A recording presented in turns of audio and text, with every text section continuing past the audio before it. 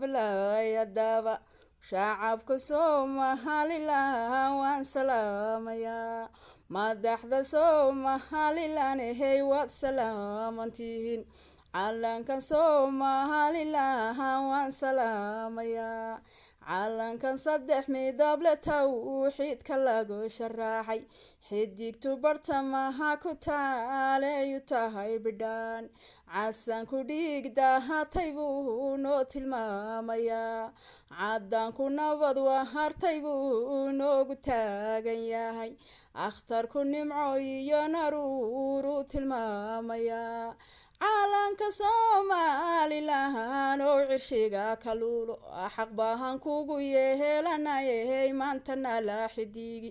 halgamayaashii salam baad hugooda tahay